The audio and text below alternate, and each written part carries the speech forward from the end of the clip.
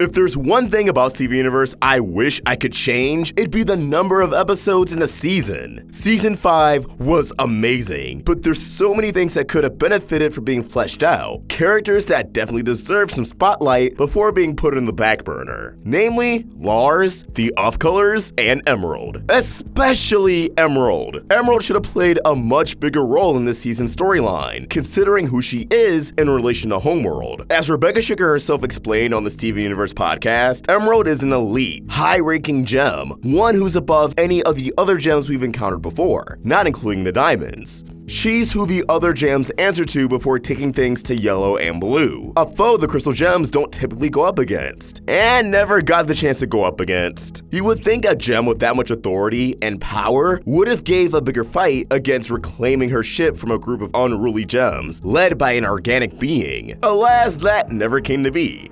Well, in the show at least. Thanks to the wonderfully crafted Steven Universe comics, we got to experience the lost story of Emerald striking back against Lars. So today, let's take a look at that story, where Lars almost failed to return home, thanks to the maniacal gem. This is Crystal Clear.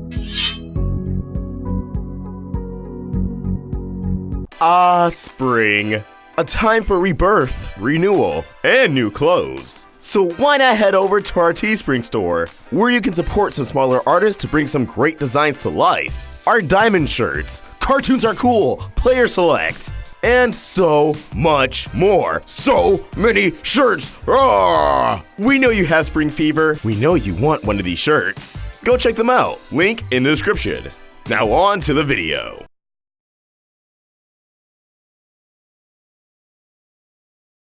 Lars has returned to Earth, opening up his own business, the Galaxy Bakery. Now, we covered this a while back on the channel, so to be a little bit brief, Lars has fully embraced his passion, combining his life-changing experience of becoming a reanimated zombie of sorts. No longer ashamed of his inclination to bake, Lars shares his confectionery treats with all of Beach City, highlighting how he's gone from a selfish teenage burnout to someone who's selfless, willing to help the little guy in any way he can. Lars is surrounded by friends, family, gems. It's a grand old time. He is not running this bakery alone either, as the Off-Colors have found a new purpose on the planet as employees for Lars Barriga, serving up dishes to the masses, tending the cash register, throughout they're far removed from Homeworld. As to be expected, Lars' food is a smash hit, greatly satisfying not only the cool kids, but the endless vacuum that is Amethyst. Sadie approaches Lars, proud of the man he's become, handing him a gift, a brand new spatula. She invites Lars to one of her gigs as Sadie Killer and the Suspects. Unfortunately for Lars, he's frequently interrupted by Rhodonite, who's fighting for his attention, ultimately snapping Lars out of it. Surprise! It was a dream. Lars isn't on Earth, happy with a successful bakery. He's still in space, light years from his bed. You were all pranked. And so was I when I made that previous video thinking it was a sign of things to come for the show. Ha ha ha. Lars is brought to speed by his crew, a conversation that establishes his adventure after the events of Your Mother and Mine. The Off-Colors still trying to repair the Nova Thrusters due to the ship being damaged by Emerald's attack and Lars of the Stars. The Sun Incinerator is nearing a new sector of the universe, but at the speed they're going, they'll arrive in 10 days. To make matters worse, the Roundtable twins warn Lars that they're almost out of fuel and may be stranded in deep space. Feeling like a failure, Lars takes a moment for himself before pulling out MC Bear, a moment where Lars has to really reflect about the situation. He's barely the legal age of an adult, not even finished with high school, and had everything stripped from him, separated from his loved ones because he felt to stand up for Sadie in a critical moment of their lives. Then, in a truly selfless act to protect the Off-Colors, rectifying what he failed to do before, he loses his life, resurrected only because Steven happened to get a tear on Lars' body while mourning Barriga's apparent death. Now he's risked not only his life, but innocent gems who's had to hide all their existence in a half-baked attempt to return home by hijacking a ship belonging to a powerful figure he can't even dream to measure up to. Yes, this was for a good cause, but let's really get in Lars' head right now. Figuratively, not literally. From his perspective, they may have been better off staying in Homeworld's cave. Lars is comforted by Rhodonite and Paparazza, admitting he's scared and kind of misses baking. Rhodonite's a little lost on this, but Paparazza properly explains what baking is. And can I just say, I love how Paparazza is written in these comics so far. Her delayed future vision isn't just played for a joke. Here she's still very much an integral and useful character. We saw sprinkles of that in the show, but in the comics there doesn't even seem to be a delay before she responds. She can carry a conversation, which is a change necessary to make when you're reading a comic, and that may not translate as well as it does on screen, but Fluorite still communicates very slowly, so as far as I'm concerned, comic Paparazza's one, animated Paparazza, well, also one because I just love her. However, baking to Lars isn't just cooking. It's a way to express himself in a way that he can't really do anywhere else. It's the satisfaction he gets from seeing other people happy because of something he made. Lars is afraid that when they get to Earth, they won't need him anymore. He's literally not the same person he was when he left the planet. So, what is he to do? However, this little vent session with Rhodonite and Paparazza is cut short as Roundtable calls for him to come to the bridge. Elsewhere, Steven and Connie are on their own mission, preparing another care package for Lars. Imagining the reaction on everyone's faces when Lars arrives to Beach City, although we actually end up not getting much of a reaction and change her mind. I mean, Sadie was more than happy to see Lars, and Ronaldo seemed to be giving him flack for his cape, but otherwise everyone else is just like, oh, hey, yeah, it's that one kid. Alright, Steven sings so this episode can end. One of the stops on this mission is the Briga household, where Steven goes into Lars' room to find more things to put into a care package, finding Lars' journal, full of baking ideas. Considering the conversation Lars just had with Rhodonite and Paparazza, yeah, he's going to love this. Back on the ship, Lars is greeted with good news and bad news. The good news, Fluorite has successfully repaired the Nova Thrusters. They're gonna be able to go home, baby. The bad news, well, Roundtable reminds Lars of the time a huge battleship approached, arriving in no less than 5 quads. Lars is wondering why Roundtable is reminding them of this, until they remark, well, it's happening again. It's Emerald.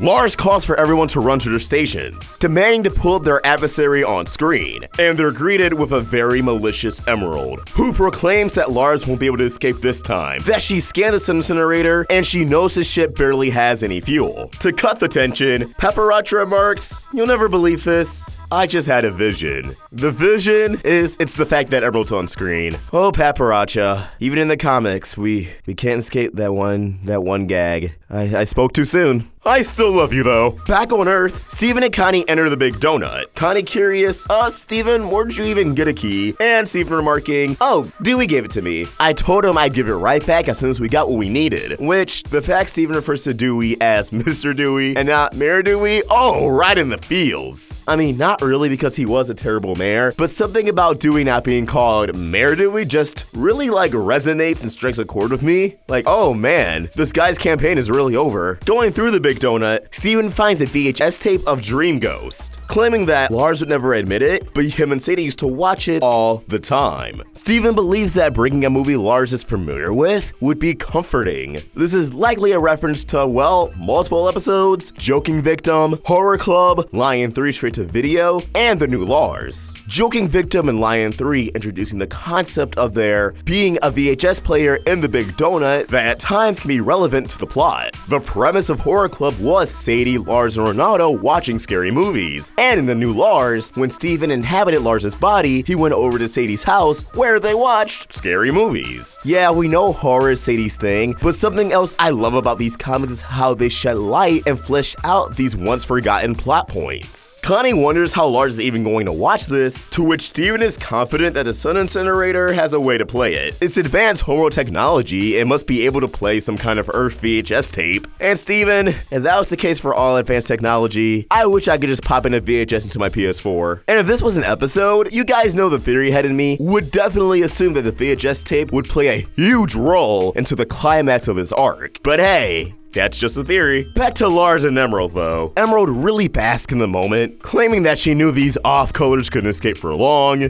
She's dreaming of this moment. Immense satisfaction, destruction, blah, blah, blah, blah. Yeah, we all know. We all know the gist, Emerald. Lars orders that they raise the shields and ready the weapons, asking Emerald how they even found them. Emerald remarks that a unique energy signature popped up on the Destiny Destroyer sensors. A signature that can only be given off by Nova Thrusters, just as how she tracked them down the first time. By fixing the Nova Thrusters, Lars and the off-colors made themselves vulnerable. Emerald also boasts that she's upgraded her missiles, that the Sun Incinerator can always be repaired, but this time she will fire and she won't miss. Scrambling to figure out some kind of plan, all Lars can do is call back to him and Steven being captive by Topaz and Aquamarine. How useless and horrible he felt for abandoning Sadie when she needed him the most, for running away from the potluck, fighting himself in this situation in the first place. Rhodonite warns that Emerald is charging her weapons, but Lars acknowledges that they can't outrun her without any fuel, asking Rhodonite to scan for asteroid belts, anything that may match their energy signature. Roundtable finds a massive nearby nebula, and that they may just have enough fuel to get there. Lars sees this as a viable option, so in his own words, they run and hide, in order to buy themselves enough time to come up with a plan. Of course, Emerald is furious. They wouldn't dare to do such a thing. They don't know what they've done. They'll never make it out of the nebula alive. And of course, her real concern comes out. Her ship is as good as gone.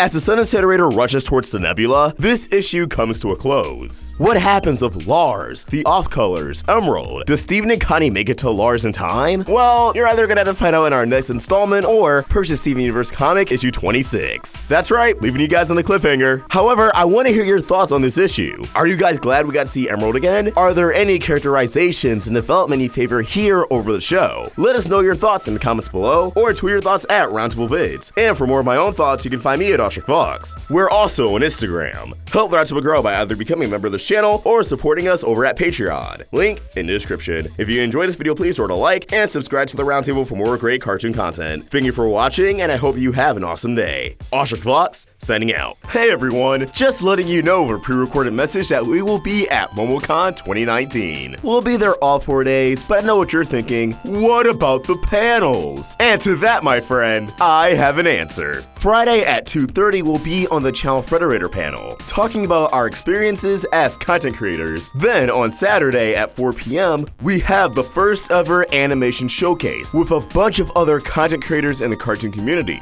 Cosmodor, Robotaxi, Nintendo, Saberspark, you name it. We'll be showing off a bunch of animated projects, such as Hazbin Hotel, whose creator will also be there, Long Gone Gulch, Amoda and Nepson, and more. And yes, we will be showing exclusive footage you cannot see anywhere else. Well, I mean, until the actual panel, where I'm sure it'll be live streamed and you can, but you guys get the point. After that, our final panel will be Saturday at 7. Another Steven Universe of the fan of this panel. Us, Mackenzie Atwood, Slice of Otaku, Rose's Universe, and Michaela Deese, the voice of Amethyst. Oh yeah, did I mention this TV Universe cast will be there? Zach Callison, Dee Magnahall, Michaela Dietz, and Estelle. Well, Estelle's only gonna be on Thursday, but Estelle. Get hyped for MomoCon, guys. It's so close, and I have a feeling it'll be one of the best years yet. Hope to see some of your beautiful faces there.